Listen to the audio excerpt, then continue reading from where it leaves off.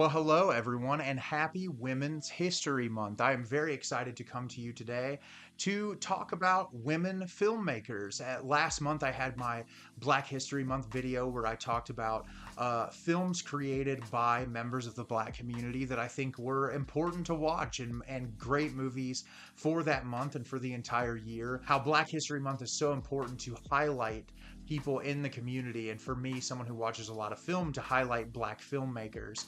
And I wanted to do the same thing for Women's History Month. I want to take some time today to talk about some of my favorite films from female filmmakers, because I feel like the industry as a whole has been made very difficult for women for years and years and years, whether that be directing, whether that be acting, producing, editing. It's just been harder for women to get jobs in that field or to be paid equally to men.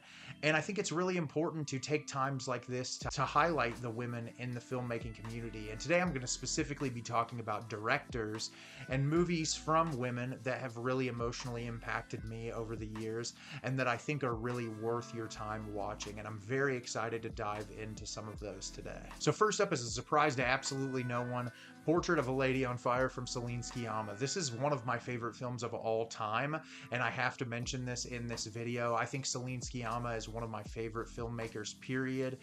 Over the years, I've just come to absolutely adore her work, and Portrait of a Lady on Fire was my initial exposure to her work. I think this is a beautiful love story that is conveyed in such a naturalistic and tender way. The cinematography is some of the best I've ever seen in my entire life. The limited use of music in this movie really accompanies the film perfectly and makes that third act emotional impact hit so hard.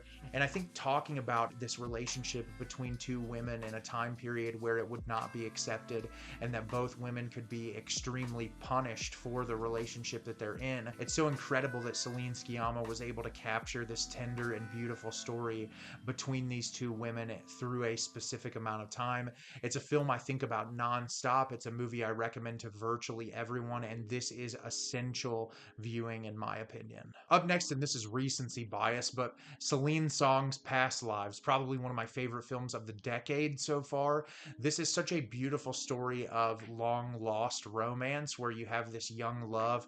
Two people are separated for a long period of time. They end up having conversations together, and it's a will they, won't they in a way that you never really feel like it's actually going to happen. But at the same time, that feeling that there's this destiny between these two people for some specific reason in whatever capacity. It's heartbreaking, and the emotion in this film feels very raw and authentic. All of the performances in this movie are exceptional from top to bottom. The cinematography is beautiful. There's so many sequences in this that just stick out in my head where the camera's pointed not even necessarily on characters, but just in spaces that accompany the mood perfectly. The score to this film is absolutely breathtaking.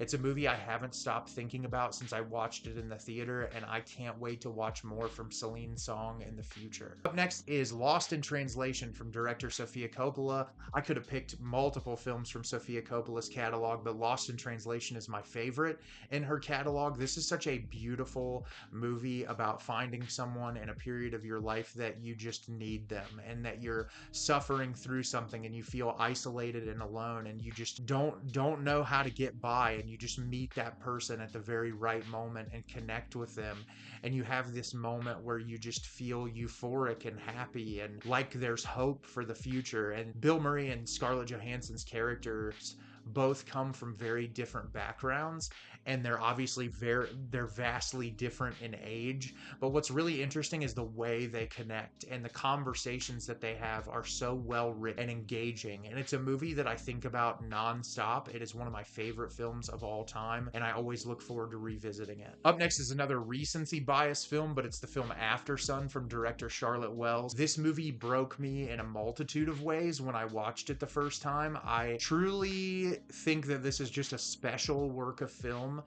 that you come across once every like 5 or 10 years. It's a very slow paced film, but it is a film that feels very authentic to real life. As someone who has a very complex relationship with my parents and have been through a lot when it comes to my dad specifically, this movie hit me very hard and really wrecked me emotionally. And what's interesting about this movie is there's never any like heavy handed expositional dialogue or blow up dramatic fights, but it's so much more in the passive sequences and just like the little interaction that father and daughter have with one another that make the movie hit so hard. And it's a movie that I think about literally once a week. I always want to go back and rewatch this movie. It's one of my favorite films in A24's catalog, and if this is Charlotte Wells' first movie, I can only imagine what else she's going to put out in the future. Up next is from another one of my favorite directors of all time, and that is Lynn Ramsey and her film You Were Never Really Here. There are movies that just emotionally impact you in a way that just tears your heartstrings, and this is one of them. Joaquin Phoenix's character in this movie hunts down child predators, so it is not an easy subject matter film to watch, but it is brutal. The violence in this is depicted in a very relentless way. The way it's shot is really unique compared to a lot of films that I have seen before. Joaquin Phoenix's performance in this movie is exceptional. Johnny Greenwood's really chaotic score accompanies the film brilliantly, and it goes in a lot of directions I don't think that you would expect, and it's a movie that is just remarkable. I think about this movie nonstop. Lynn Ramsey's entire filmography is phenomenal, whether you watch Ratcatcher, whether you watch We Need to Talk About Kevin. All her films are 100% worth checking out, but this is my favorite in her catalog. Next is the film Little Women from director Greta Gerwig. I love Greta Gerwig, and I think that she just keeps getting better as a director. I absolutely adored Barbie, but Barbie has been talked about so much recently. I wanted to mention Little Women. I think Little Women, this adaptation of Little Women is fantastic because she takes the original source material but changes elements of it to modernize it a little bit. And I think that it makes for a more powerful story about women overall. I think all of the performances in this are incredible, especially Florence Pugh's performance, which she's playing someone who is much, much younger than she actually is early on in the film. And I think her performance could come across as like corny, but because Florence Pugh is such a talented actress, it feels very authentic and realistic. I love Saoirse Ronan. I think she's just such an incredible actress, and she continues to impress me in every role that she does. Timothée Chalamet's in this movie, and he's great.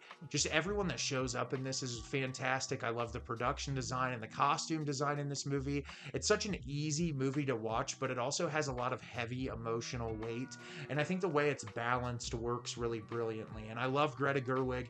I always look forward to what she's going to make because I think she's a phenomenal actress as well, and this is a movie I just really wanted to mention. Next is the film Old Joy from director Kelly Reichardt. This is a movie that's really unique. It's very unconventional. Kelly Reichardt's films are all relatively unconventional, but it's a story about two friends who have not seen each other for a really long time. One of them's partner is about to have a baby, and they just want to get away together and spend some time together. And it is a road trip between two friends, and it's simply the interactions that the two of them have together. And despite there not being a ton of dialogue in this movie, there's so many heavy emotional moments through the cinematography and the visuals, and the conversations that do happen in the movie are really weighty. And I think Kelly Reichardt is such an incredible director when it comes to conveying the human experience. All of the emotions conveyed in her movies feel so raw and real. There's not any Hollywood glitz and glam surrounding it. And this thing's like an hour and 20 minutes long, maybe even a little under an hour and 20 minutes, and it still packed such a heavy emotional punch. And I was just blown away by this movie when I watched it the first time. I didn't know what to expect, and I just thought it was remarkable. I watched Kelly Reichardt's Showing Up that came out last year and loved it as well. She's got a lot of movies in her catalog I still haven't seen, but she's a director that I'm going to look forward to whatever she made. Up next, I have to include some horror on here, and that is the Slumber Party Massacre from director Amy Holden Jones. This movie was released in 1982 when there was a glut of slasher movies being put out. And what is so incredible about this movie is Amy Holden Jones kind of takes all of the stereotypical things that you think about in a slasher film and subvert your expectations on them, kind of mocking the male gaze as to how women are sexualized. And there's this scene really early on in the movie where all these girls are showering, and the way that the camera is just like lingering over their bodies, it really is kind of just like a, hey, this is exactly, I'm giving you exactly what all these men give you in this movie, but in the tail end, I'm going to completely subvert your expectations. Like the girls have a slumber party together, but instead of just talking about boys the entire time, they're like talking about the score of the Dodgers game and talking about sports and all of these different things that people in this time period probably would not have expected.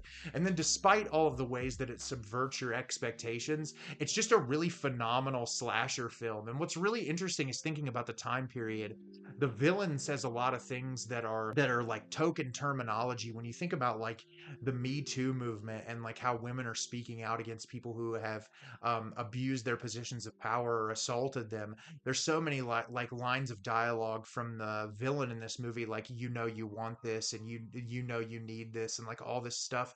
And I just think about how poignant that would be for the early 1980s. And he carries his murder weapon is literally a giant phallic looking drill. And so it's really interesting that this film was created in the early 80s. And I think it's brilliant and really ahead of its time. And it's a slasher movie I recommend to virtually everyone. Another directorial debut is Rose Glass's Saint Maud. This is an A24 film that I absolutely loved, a movie that really shook me up when I watched it the first time as someone who grew up in a hyper conservative Christian household who is no longer a part of that in my life.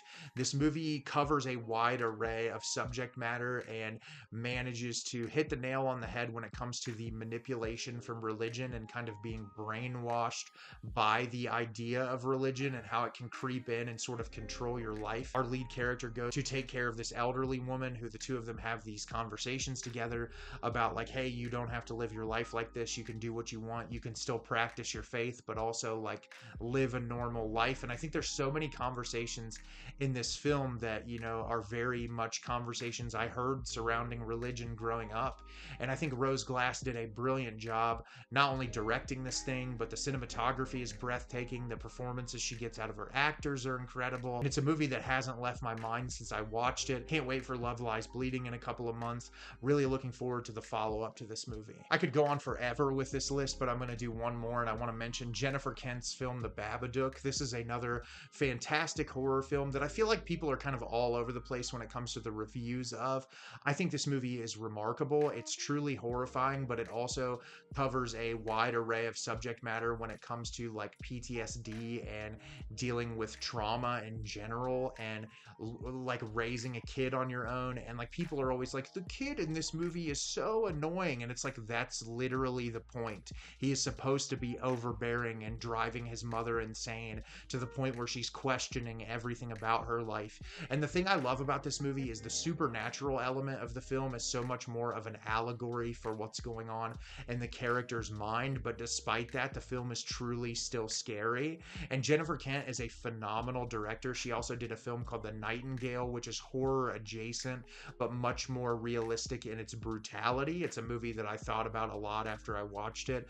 But The Babadook to me is a horror classic. It's a movie I think about nonstop, and it's must-watch horror viewing in my opinion. So what are some of your favorite films from female directors? Let me know in the comments. I could make a list 50 to 60 movies long, if not more, talking about some of my favorite female directors, but I didn't want to keep you all day long, so I hope that you'll find some films on this list that you've never seen before and enjoy watching them. As always, if you can like the video and subscribe to the channel, helps me out a lot and lets me know the type of content you're looking for. I'm always putting out new material and look forward to getting more out for you in the near future. And as always, everyone, thank you so much for watching, and have a great rest of your day.